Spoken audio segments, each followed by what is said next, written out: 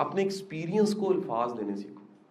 ٹھیک ہے جی, ہم لے کر گئے نا 121 لوگوں کو ازبکستان, ایک صاحب واپس آئے, انہوں نے کتاب لکھ ماری, باقی کہتے ہیں بڑا مزہ, ٹھنڈیاں ہوا ہوندیاں نے جی, سر کیا کھانے سن, سر کیا بات ہے. ایک بندے کا مشاہدہ اتنا تھا کہ جب اس نے ایکسپریشن دیا, مولانا رضوان ان کا نام ہے, وہ کتاب لکھ ماری انہوں نے. یہ کیا کمال ہے, اپنے احساس کی دنیا, تجربے کی دنیا, ایکسپوجر کی دنیا کو اتنا فلفل کرو. آپ نے دیکھا نا صوفیزم میں شعر ہے جس میں جو بابے ہوتے ہیں, صوفی ہوتے ہیں, اللہ کے رستے پہ چلنے, ان کو کہتے ہیں سمندر کی طرح بھائی, اتنا علم ہے, اتنا فہم ہے. وہ فہم کی دنیا اصل میں احساس کی دنیا وسیع بہت زیادہ ہے. یہ لاجک کی دنیا چھوٹی ہے, اندر کی دنیا بہت بڑی ہے, اس کی لمٹ کوئی نہیں ہے.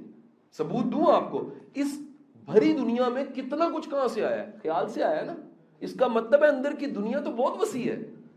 انوینشنز نہیں رک رہی. 1995 سے ڈیٹا ہر سال ڈبل ہو رہا ہے, انفارمیشن ڈبل ہو رہی ہے, چیزیں بنتی جا رہی ہیں. ایک ڈیوائس جو میں نے ہاتھ میں پکڑی ہوگی نا, وہ چند سالوں کے بعد وہ ڈیوائس اس سے 100 ٹائم اچھی آنے والی ہے. کہاں سے آئے گی؟ اندر سے آئے گی.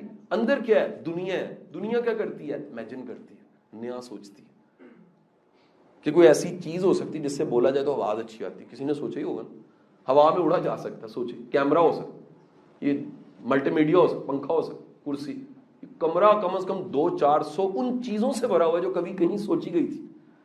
تو اندر کے سمندر سے چیزیں نکل رہی ہیں نا. آپ ذرا سوچیے گا, یہ میں نے بات کی صرف سائنس تک, وزڈم کی دنیا میں اس سے زیادہ کام ہوا, اینتھروپولوجی کی دنیا میں اس سے زیادہ کام, سائیکالوجی کی دنیا میں اس سے زیادہ کام ہوا. کیونکہ ہم ٹیکنالوجی دکھتی ہے تو ہم مان رہے ہیں, لیکن تم دنیا کے لٹریچرز پڑھو پریشان ہو جاؤ گے. تم دنیا میں کانٹینٹس دیکھو, لوگوں کی تشبیہ دینا سیکھو, پرسونیفیکیشن سیکھو, دیکھو, پریشان ہو جاؤ گے. سو خدا کے لیے اپنے احساس کی دنیا کو بڑھاؤ. میرا بیٹا چاند جیسا ہے, بڑا اچھا اردو کا جملہ ہے, لیکن نہ چاند کو فیل کیا ہو نہ بیٹا ہو, تو یہ صرف جملہ ہے.